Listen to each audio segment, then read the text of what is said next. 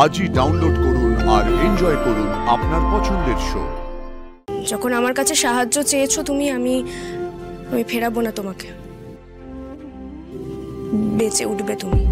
আমি জানি এসবের রিয়াক্ট করার কথাই নয়, তবুও কেন যে বুকের ভেতরে একটা কাঁটা বিঁধে আছে।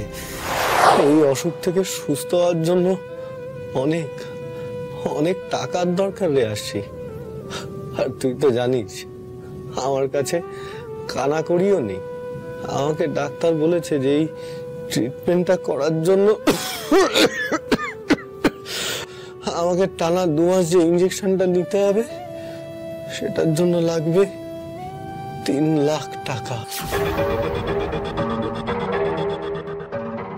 আমি কোথায় পাবো বলতো এত টাকা? কোথায় পাবো? আচ্ছা আসি, এই আসি, তুই আমাকে কোনো সাহায্য করতে পারবি রে? হ্যাঁ, তুই আমাকে জোগাড় করে দিতে পারবি রে এই 3 লাখ টাকা? আমি কিভাবে জোগাড় করবো এতগুলো টাকা? আসি, আমি জানি আসি তুই পারবি। তুই না পারলে আমাকে কে দেখবে বল? আমি জানি তোর বিশাল বড় সুপারস্টার, তোর তো অনেক চেনা জানা। তুই চাইলেই 3 লাখ টাকা জোগাড় করে দিতে পারবি। তোর তো 3 লাখ টাকা হাতে নসিবে। আসি, দেখ না আসি, একটু চেষ্টা কর না রে। আমি জানি আমি খুব খুব খারাপ, তবু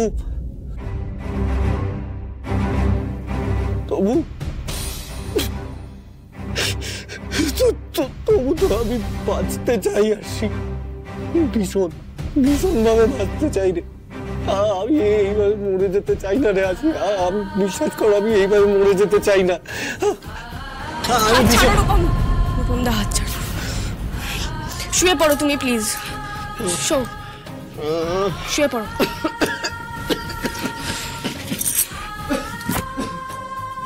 দু মাসে 3 লাখ টাকা লাগবে? এত টাকা আমি কোথায় পাবো? এত টাকা তো আমি নিজেই কখনো একসঙ্গে দেখিনি। উফ, কি বিপদে ফেললে আমাকে বজরংবলী। এই লোকটা আমার জীবন শেষ করে দিয়েছিল। মানুষটাকে দেখলে আমার শরীর ঘেন্নায় জ্বলে যায়, কিন্তু তা বলে চোখের সামনে সে মরে যাবে আর আমি বসে বসে দেখব, সেটা তো সম্ভব নয়। যতই হোক, একদিন তো এই লোকটাকেই ভালোবেসেছিলাম। দেখি, সবটা একবার স্যারকে বলে দেখি, উনি নিশ্চয়ই সাহায্য করবেন।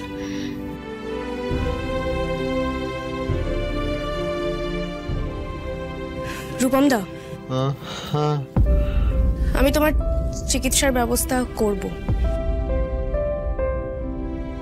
তুমি সুস্থ হয়ে উঠবে। যখন আমার কাছে সাহায্য চেয়েছো তুমি, আমি ফেরাবো না তোমাকে।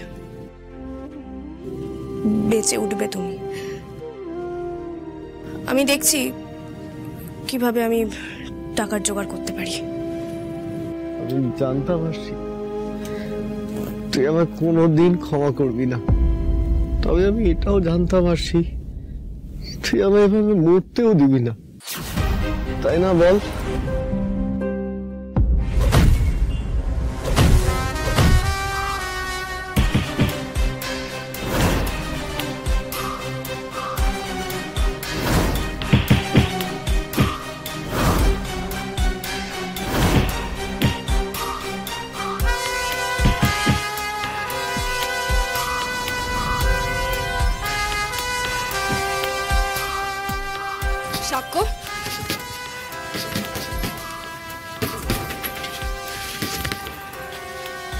সাক্ষ্য, তুমি এখানে ওয়ার্কআউট করছো।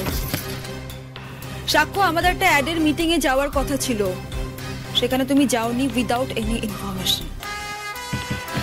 কতবার ফোন করেছি সেটা একবার দেখো, একবারও রিসিভ করোনি। টেনশন হচ্ছিল আমার, আই গট টেন্সড। আবার বাড়িতে এসে হঠাৎ করে শুনলাম যে তুমি নাকি গাড়ি নিয়ে হুট করে বেরিয়ে গেছিলে। কোথায় গেছিলে? সাক্ষ্য, what's wrong with you? হঠাৎ করে হলোটা কি তোমার? সাক্ষ্য! ভুল ভুল আমারই ভুল, সবটা আমার ভুল। তোমার কথাটাই ঠিক ছিল মধু। আমি মানুষকে সহজে বিশ্বাস করে ফেলি, আর যাকে বিশ্বাস করে ফেলি সে আমার বিশ্বাসের দাম দেয় না।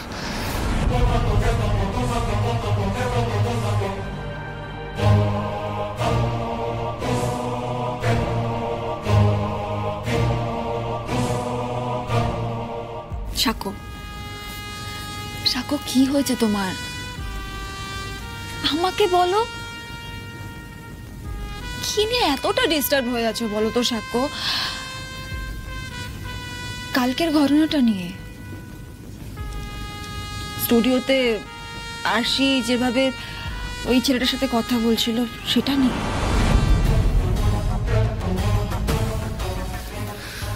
বন্ধ করো না এসব টপিক, আমার ভালো লাগছে না মধু।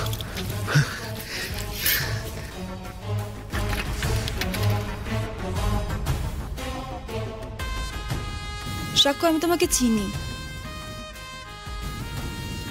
আরশির সাথে তুমি এত ভালো ব্যবহার করো, তারপরে ও তোমাকে ওর বয়ফ্রেন্ডের ব্যাপারে কিছু বলেনি, এটার জন্য খারাপ লাগছে না তোমার? স্বাভাবিক, ছেড়ে দাও সাক্ষ্য। দেখো, ওদের মধ্যে অত সফিস্টিকেশন থাকে না, এত ভদ্রতা মেনটেন করতে ওরা জানে না। বাদ দাও না। আর হয়তো ও তোমাকে ওর পার্সোনাল কোনো কথা বলতে চায়নি, আর ওর বয়ফ্রেন্ড আছে কি নেই তাতে তোমার তো কোনো প্রবলেম হওয়ার কথা নয়, তাই না সাক্ষ্য? কারণ তুমি তো বলো যে তোমার ওর প্রতি কোনো রকম কোনো ফিলিংস নেই, তাই তো? শুধু একটা জিনিস দেখো, যাতে পাবলিকলি কোনো কিছু ফ্ল্যাশ আউট না হয়। আমি তো তোমাকে খুলে বলতেও পারছি না মধু। আশিকে আমি শুধু কাল ওই ছেলেটার সাথে স্টুডিওতেই দেখিনি, আজ ওই ছেলেটার বেডরুমে অবধি দেখেছি। আর সেটা যে কতটা ঘনিষ্ঠ অবস্থায় তা আমার ভাবতেও ঘেন্না হচ্ছে। আমি জানি এসবের রিয়াক্ট করার কথাই নয়, তবুও কেন যে বুকের ভেতরে একটা কাঁটা বিঁধে আছে সত্যি আমি বুঝতে পারছি না।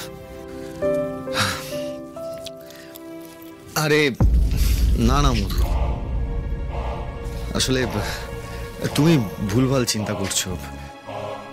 আর আমি ওদের নিয়ে ডিস্টার্ব কেন হব? হাসির পাস্ট প্রেজেন্ট কোনো কিছু নিয়েই আমার কোনো কনসার্ন নেই। আসলে আমার খুব টায়ার্ড লাগছে, জানি না কেন। আমি একটু একা থাকি।